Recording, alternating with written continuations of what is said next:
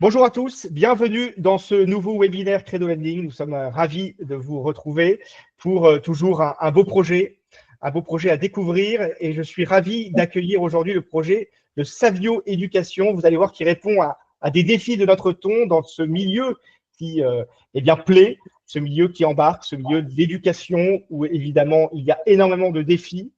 Et donc, vous allez voir que Savio Éducation a une belle ambition créée il y a maintenant quelques années, puisque ça a été créé fin 2020 avec déjà différentes initiatives qui sont d'ores et déjà fécondes. Et vous verrez que le plan de développement se veut dynamique pour pouvoir, vous allez voir, répondre donc à des défis de notre temps. Bienvenue, Enguerrand Rochefort. Qui est le président de Savio Éducation, Enguerrand, qui bonjour Edouard. Bonjour Enguerrand, qui va se présenter. Et ensuite, évidemment, nous allons partir pour une bonne vingtaine de minutes dans cette présentation de Savio Éducation, ce beau projet qu'on est ravis d'accompagner. Enguerrand, c'est à toi. Merci Edouard. Bonjour à tous. Donc moi je suis Enguerrand Rochefort, je suis un entrepreneur de la finance, banquier d'affaires. J'ai créé ma banque d'affaires il y a un peu plus d'une dizaine d'années maintenant.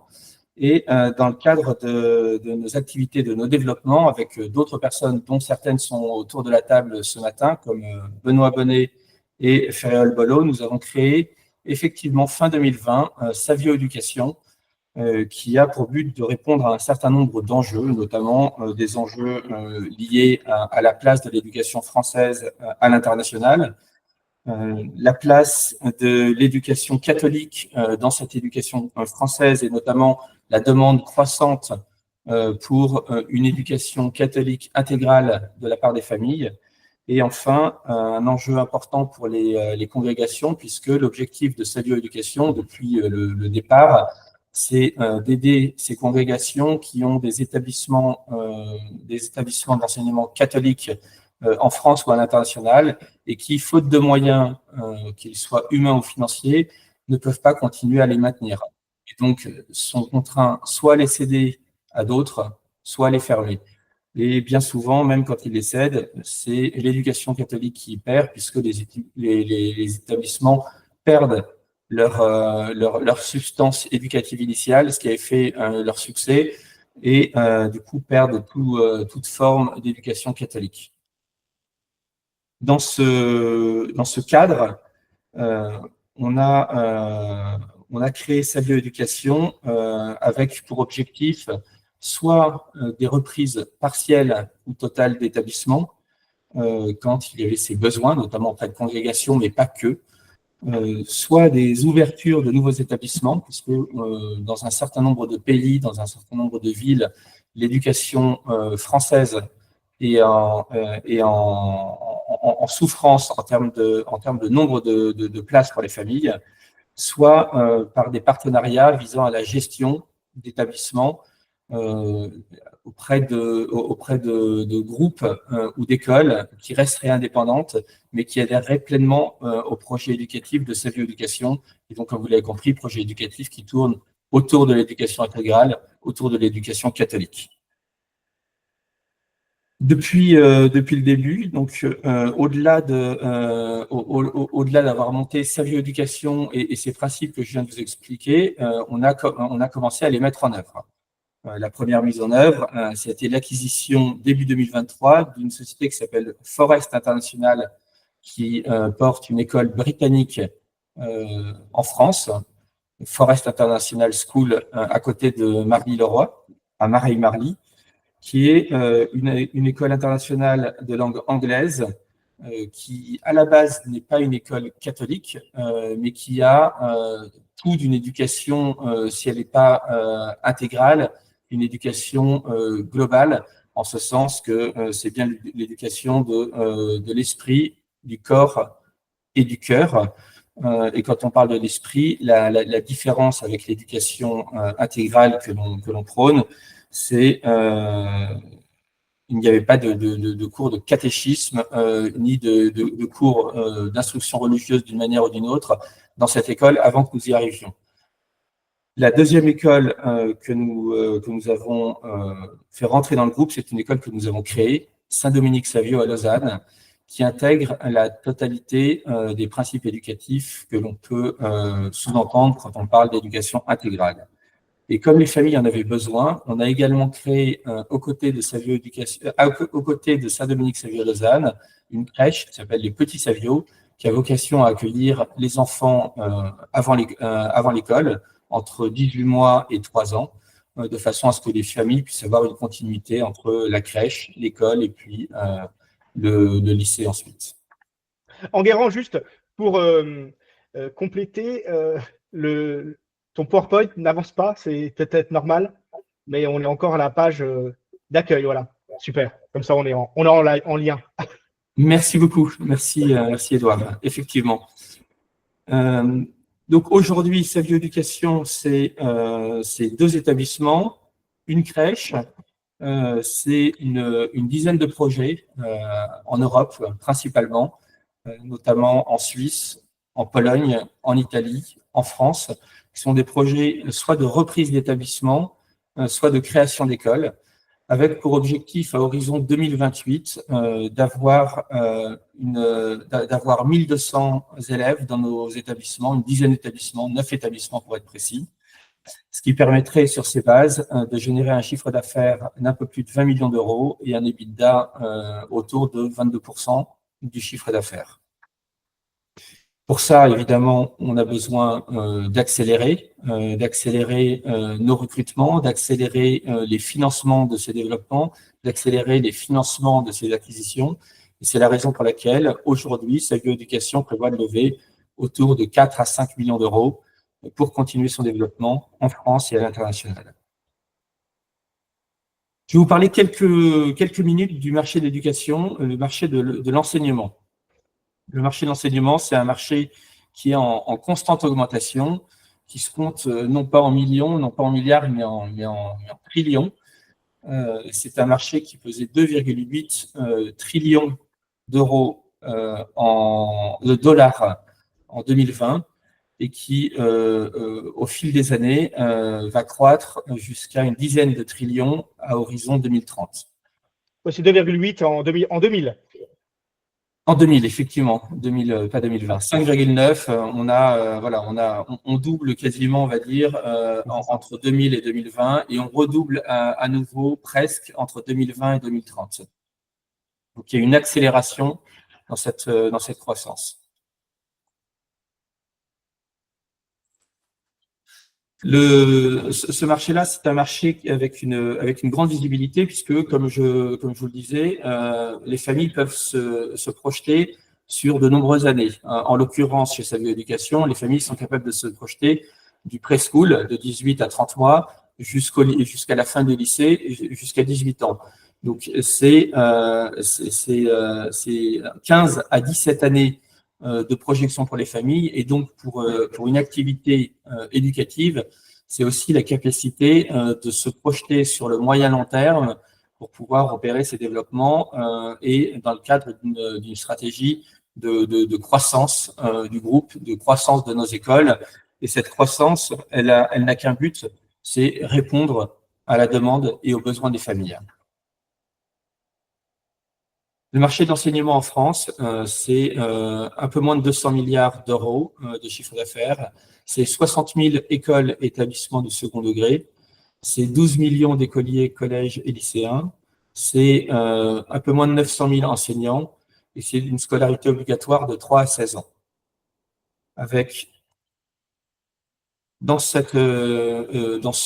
l'ensemble de ces établissements, vous avez à peu près 12 500 établissements privés. Et le reste sont des établissements publics, le privé comptant pour un peu plus de 20% de l'ensemble des établissements. Et dans ces établissements privés, vous avez un peu plus de 10 000 établissements sous contrat, c'est-à-dire 85% des établissements privés sous contrat, c'est-à-dire sous contrat d'association avec l'État, et 15% des établissements privés qui sont des établissements totalement privés, sans contrat avec l'État, avec beaucoup dans cette catégorie-là d'établissements catholiques, puisqu'on est à 85% d'établissements catholiques. Voilà un petit aperçu de l'évolution du marché de l'éducation privée en France. Vous voyez que c'est globalement stable. Il y a une baisse dans le public, une stabilité globale dans le privé, notamment en nombre d'élèves. Il y a eu il y a un petit tassement des établissements, mais une hausse constante du nombre d'élèves. Les établissements privés sous ou hors contrat en France, donc sous contrat, c'est majoritairement religieux. Hors contrat, ils sont majoritairement laïques. Les programmes donc sous contrat, c'est des programmes que vous connaissez tous, des programmes pédagogiques identiques à celui de l'éducation nationale, même si il y a quelques souplesses. On connaît les histoires et les stratégies de développement éducatif des grands établissements français, notamment catholiques parisiens. Il y a une obligation d'accueil des enfants sans distinction dans les privés sous contrat d'origine, d'opinion ou de croyance. C'est un fonctionnement de l'établissement qui est financé majoritairement par les collectivités publiques qui rémunèrent notamment les enseignants. Et c'est du coup des frais de scolarité modérés, entre 1 000 et 3 000 euros par an et par enfant, sachant que l'éducation d'un enfant en France coûte entre 8 000 et 10 000 euros. Dans le privé hors contrat, donc il y a beaucoup d'établissements laïques, une possibilité d'appliquer une pédagogie différente. C'est un moyen aussi d'éviter une réorientation professionnelle ou un redoublement forcé, notamment dans le secondaire, quand certains parents veulent absolument que leurs enfants poursuivent leur scolarité et qui ne sont pas acceptés dans des établissements sous contrat ou public. Et il n'y a aucune subvention publique, ce qui entraîne des frais de scolarité qui sont supérieurs, en général entre 5 000 euros et 20 000 euros. Dans les établissements totalement privés d'enseignement catholique, bien souvent, les frais de scolarité sont inférieurs. Ça ne veut pas dire que l'éducation coûte moins cher. Ça veut dire deux choses. Ça veut dire qu'il y a des grands donateurs ou des donateurs tout simplement qui tous les ans subventionnent ces établissements. Et deuxièmement, ça veut dire que les équipes enseignantes font des efforts conséquents pour accepter des rémunérations qui sont inférieures aux rémunérations dans l'enseignement sous contrat au public, parce que ils souhaitent pouvoir offrir leurs compétences pédagogiques à ces écoles catholiques hors contrat qui se développent de plus en plus en France.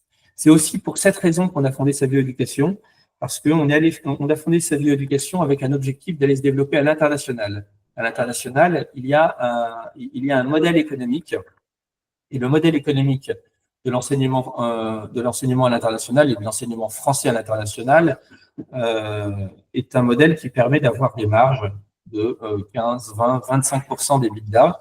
Et pour nous, à l'origine, monter Savio Éducation, ça voulait dire aussi aller chercher ces marges à l'international pour pouvoir, à terme, financer des établissements français, privés, totalement français, totalement publics, totalement privés et catholiques,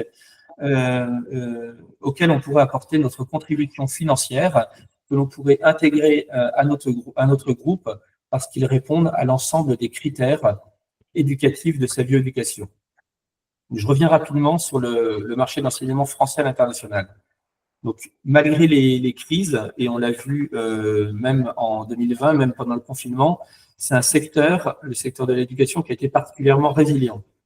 Et d'ailleurs, historiquement, le secteur est résilient parce que les familles ont toujours besoin d'écoles et d'éducation pour les aider dans l'éducation de leurs enfants.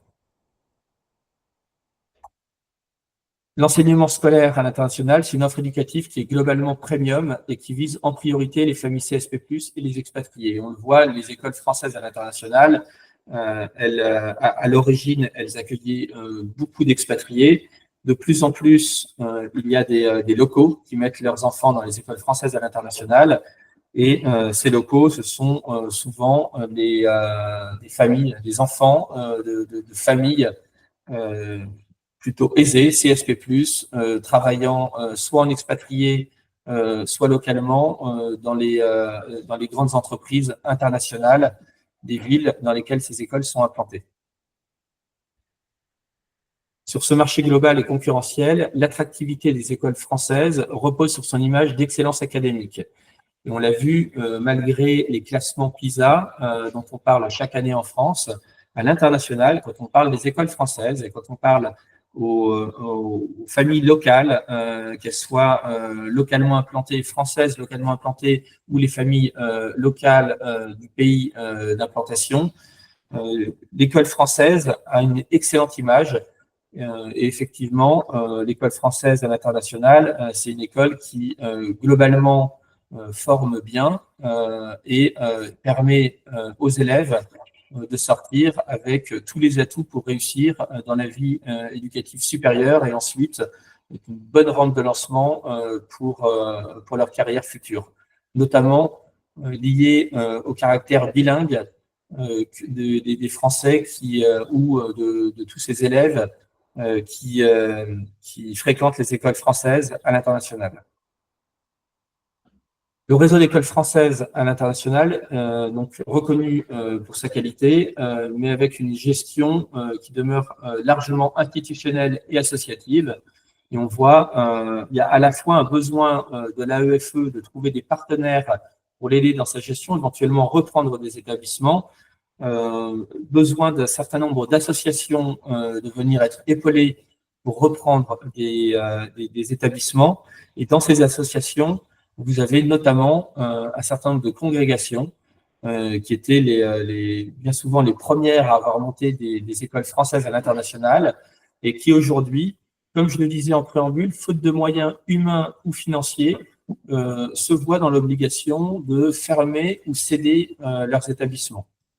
Et d'ailleurs, le prochain établissement de Savio Éducation, on le verra un peu plus tard, pour lequel nous sommes en exclusivité d'acquisition, c'est un établissement qui actuellement est géré par une congrégation qui a d'ores et déjà cédé d'autres établissements à l'international, notamment au Canada, cédé un établissement aux familles.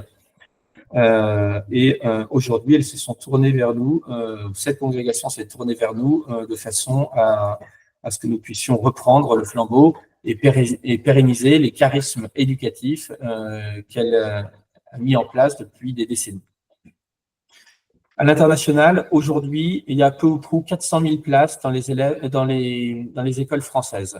400 000 places, c'est totalement insuffisant. C'est d'ailleurs la raison pour laquelle l'État français, en 2018, a lancé un grand plan pour doubler le nombre de places dans les écoles françaises à l'international. Certains le savent, l'ont d'ores et déjà vécu. Quand vous voulez inscrire des enfants dans une école française, soit à Londres, New York ou d'autres grandes villes, il y a des listes d'attente qui peuvent être des listes d'attente en années. Et pour pallier à ce déficit de place, ce plan a été lancé et ce plan ne pourra pas être réalisé sans des acteurs privés, sans des acteurs indépendants, souvent plus agiles que l'État, plus agiles que l'AEFE, pour aller saisir les opportunités de nouvelles créations, de reprises, ou tout simplement pour épauler les autorités et l'AEFE en vue de reprendre des établissements que ces autorités ont moins vocation à gérer ou plus vocation à gérer. Enguerrand, peut-être présenter un tout petit peu l'AEFE en 2-3 mots pour bien comprendre cet organisme. Oui, l'AEFE, c'est l'Agence pour l'enseignement français à l'étranger. En gros, c'est un peu l'éducation nationale qui dépend, l'éducation nationale pour l'étranger, qui ne dépend pas du ministère de l'Éducation nationale, mais qui dépend du ministère des Affaires étrangères. Et du coup, le réseau AEFE, c'est un réseau d'écoles, certaines sont détenues par l'AEFE et d'autres sont des écoles qui sont partenaires à l'AEFE. Par exemple, l'école de Lausanne que nous avons, Saint-Dominique-Savio, nous sommes en phase d'homologation par l'AEFE, une phase d'homologation qui peut prendre un certain nombre de mois. Ce qui nous permet de continuer notre éducation. Pour le coup, c'est différent du contrat avec l'État en France.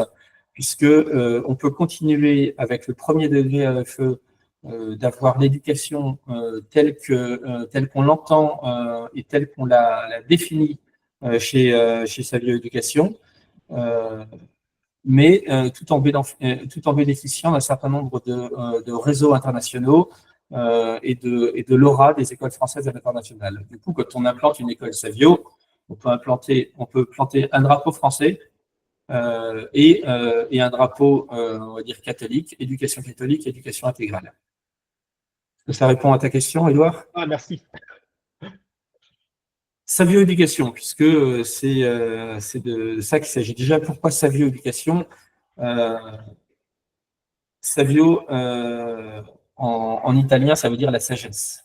Et donc, la sagesse, quand on est dans le monde de l'éducation, c'est particulièrement important pour avoir et recevoir une bonne éducation quand on est enfant. Mais c'est aussi et surtout, et comme vous le voyez à l'image, parce que pour nous, Savio, c'est Saint Dominique Savio, ce saint qui était certainement l'élève le plus illustre de Don Bosco, qui est un saint un peu comme Carlo Acutis, Saint Carlo Acutis, qui est décédé dans son adolescence et qui avant ça avait marqué à la fois ses professeurs, son entourage, ses parents, le prêtre de sa paroisse et tous les élèves de l'école, tous les jeunes qu'il a fréquentés, par sa sainteté qui lui a été transmise par Don Bosco au fil de ses années d'éducation. Et pour ma part, j'ai fréquenté des établissements catholiques depuis mon plus jeune âge, jusqu'en terminale. Mes enfants ont continué également quand j'en ai eu dans des établissements catholiques. Et Saint-Dominique Savio a toujours été pour moi, et c'est vrai que c'est partagé avec le reste de l'équipe Savio, le saint patron des écoliers, le saint patron des lycéens, et il nous semblait tout à fait naturel, au moment de créer un groupe d'enseignement français catholique, de reprendre la figure de ce saint pour porter les couleurs de Savio Éducation, pour porter notre ambition et pour bénéficier également de ses prières et de son aide pour nous guider dans la mission qui est la nôtre. Donc, Savio Éducation, aujourd'hui, c'est un réseau international d'éducation intégrale. Aujourd'hui, petit réseau international, puisque le réseau international, il se limite à un établissement français et un peu plus de 2 établissements, si je compte la crèche, en Suisse. Un 3e établissement en Suisse qui va arriver d'ici le début de l'année prochaine, puisque nous sommes en exclusivité pour l'acquisition d'une école française, on va dire même de l'école française sur place.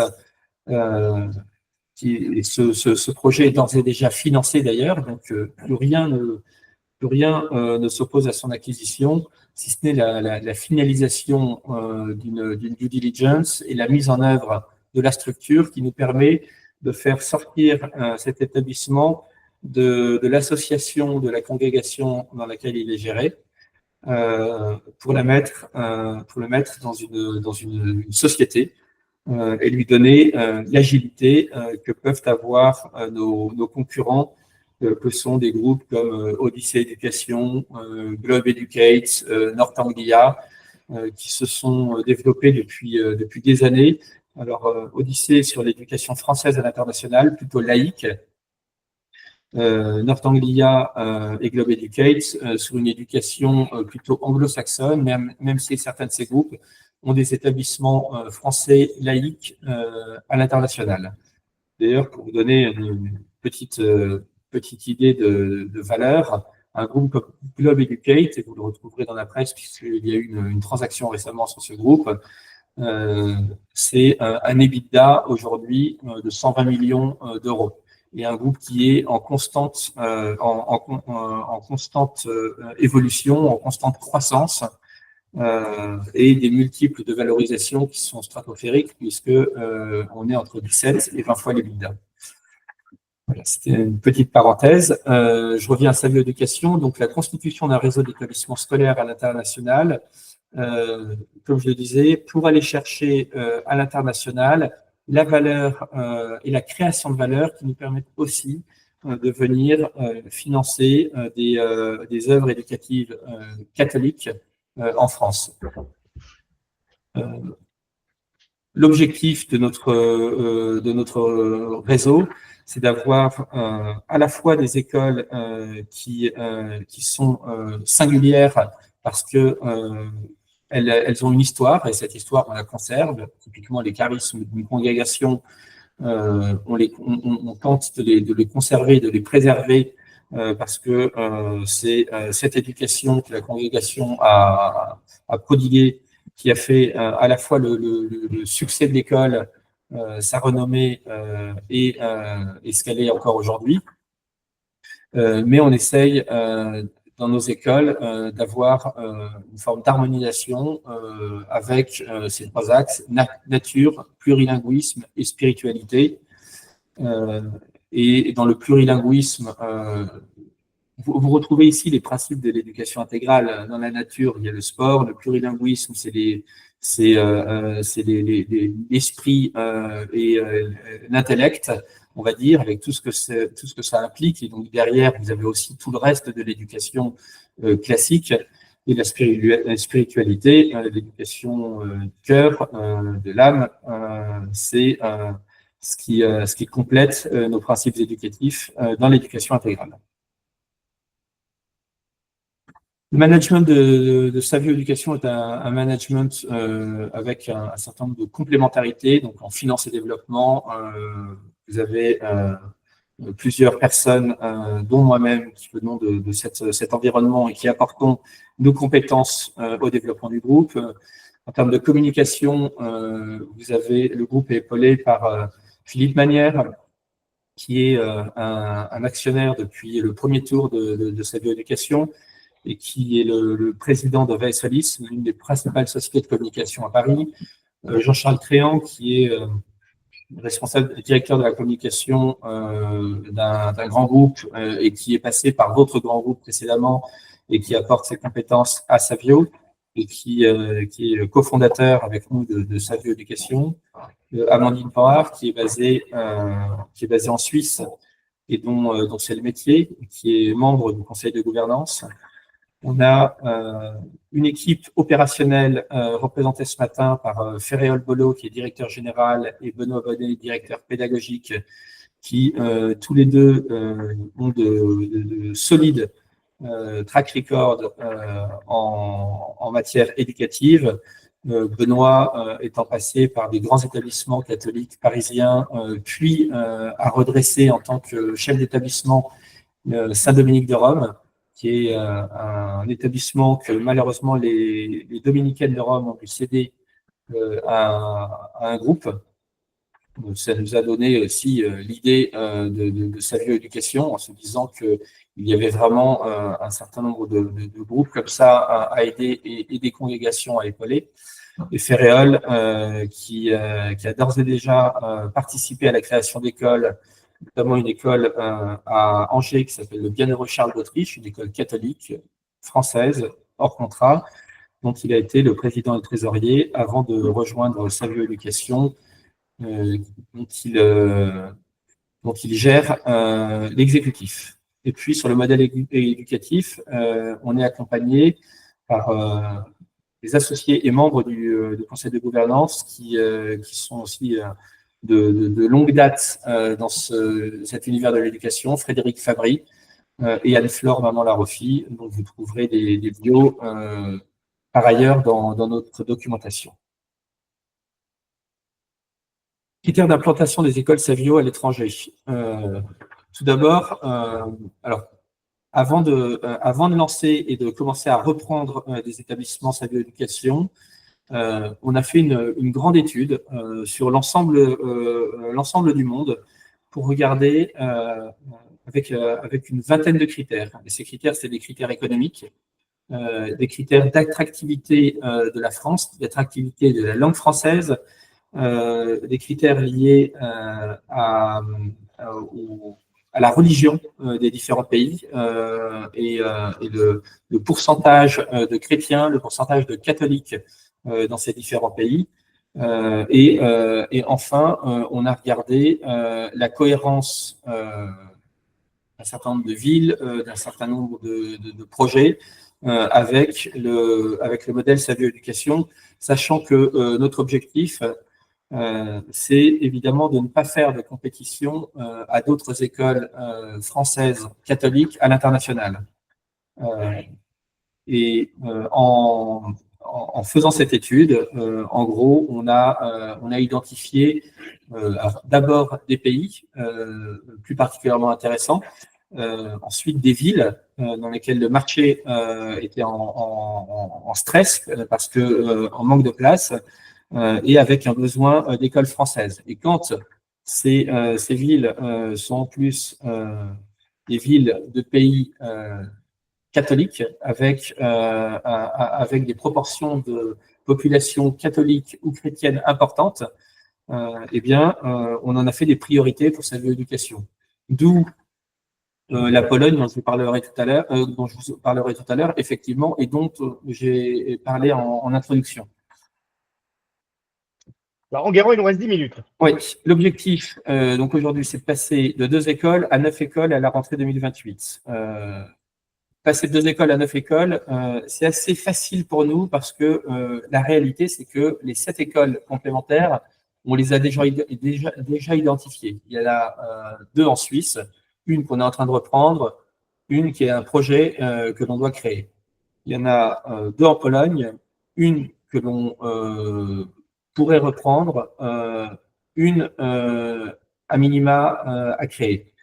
Il y en a une en Roumanie où nous avons d'ores et déjà un partenariat avec une école roumaine catholique et soit au sein de cette école, soit à côté dans l'une des grandes villes, on montrait une école française franco-roumaine qui a vocation à se développer. Et ensuite, on en a en France, il y a 2 autres établissements qui sont des établissements internationaux pour l'un et catholiques pour l'autre, qui a vocation à compléter le setup de sa bioéducation autour de la Suisse, puisque ces 2 établissements sont dans les Alpes pour l'une et l'autre établissement est à la frontière franco-suisse-allemande.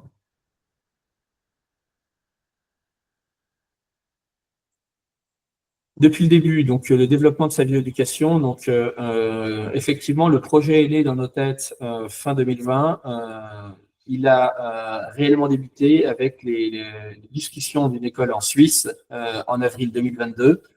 On a lancé sa bioéducation en août 2022 et ensuite tout s'est enchaîné. L'arrivée de Benoît Bonnet, qui était à Saint-Dominique-de-Rome, qui a quitté Saint-Dominique-de-Rome pour nous rejoindre, un certain nombre de discussions avec des écoles, l'acquisition quelques mois plus tard de Forest International, la création quelques mois plus tard, en août 2023, de Saint-Dominique-Savio, Lausanne et des Petits Savio, les discussions que l'on a ouvertes assez rapidement après avec l'AEFE, et avec un certain nombre d'autres établissements en France et à l'international qui nous mènent aujourd'hui sur le point d'acquérir une école complémentaire qui sera notre 3e établissement en Suisse.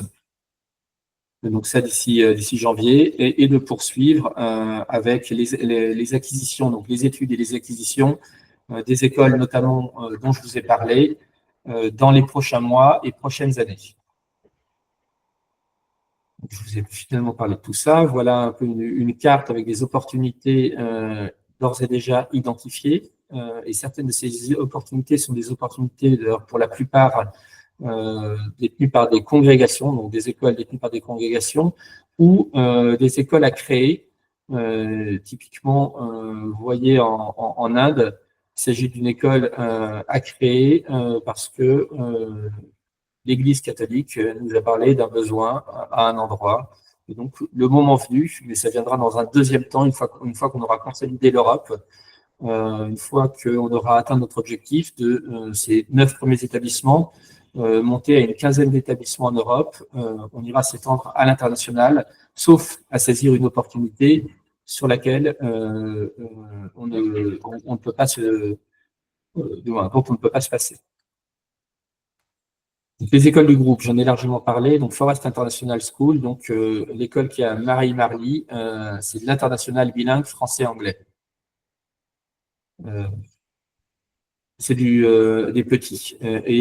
Comme vous le voyez sur cette slide, vous avez des familles jusque dans Paris qui inscrivent leurs enfants dans cette école. Et donc, on a un système de bus qui vient chercher les enfants le matin et qui les amène à l'école. Et c'est une école anglaise avec des activités en extérieur l'après-midi et une pédagogie classique le matin. Cette école, on a vocation à la développer. Aujourd'hui, il y a une trentaine d'élèves. On va doubler. Aujourd'hui, elle fait 700 000 € de chiffre d'affaires.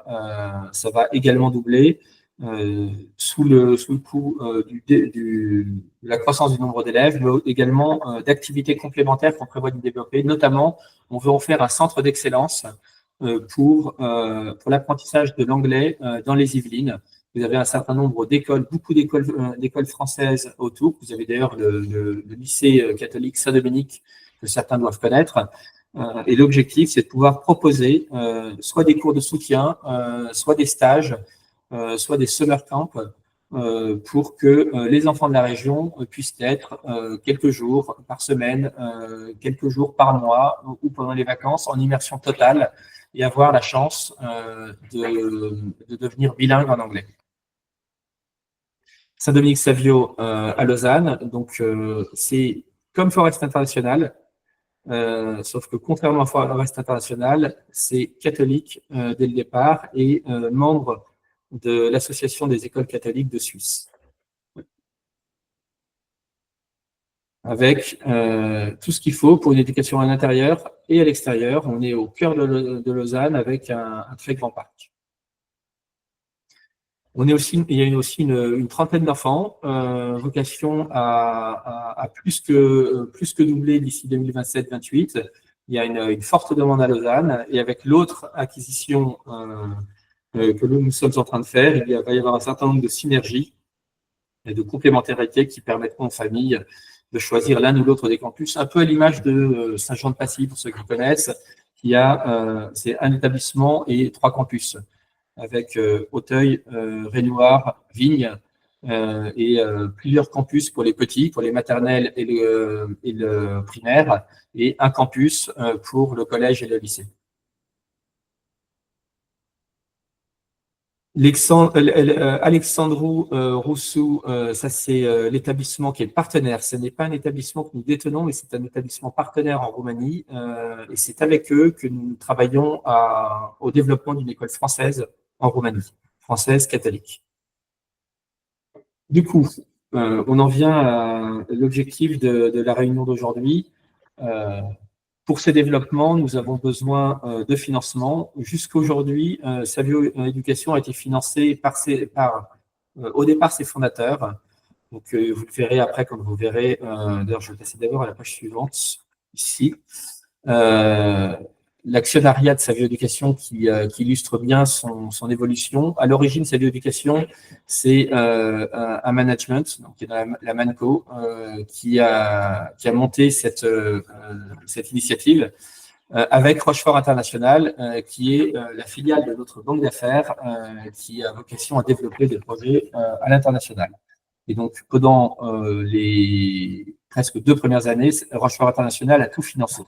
Ensuite, on a des investisseurs qui sont arrivés en 2022 et qui ont financé la suite, les premières acquisitions d'écoles, donc notamment Forest et le développement de Lausanne.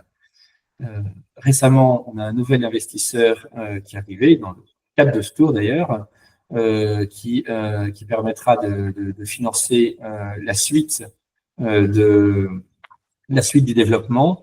Et évidemment, comme un seul investisseur ne suffit pas, il en faut un certain nombre pour remplir l'objectif, puisque nous avons besoin d'un peu plus de 4 millions d'euros pour mener à bien ce plan. On mène cette opération et ce tour de table aujourd'hui avec vous et avec Credo Lending pour financer quoi?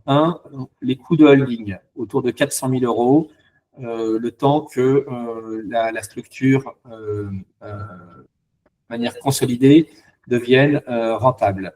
Saint-Dominique Savio à Lausanne, on a encore quelques développements pour la faire monter en puissance, encore 1 ou 2 années avant qu'elle prenne son envol financier de manière autonome.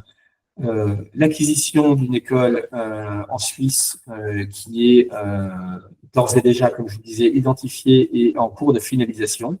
Donc à court terme, 1,8 million. Ce qu'on appelle à court terme, donc moyen terme, ça va arriver relativement vite puisque ce sont les autres établissements à créer ou à acquérir, notamment l'école internationale en France, un autre développement que l'on a notamment en Pologne. Et donc, avec ça, vous avez des besoins de financement à moyen terme autour de 2,5 millions complémentaires, ce qui nous amène à nos 4,3 millions. À l'horizon de ces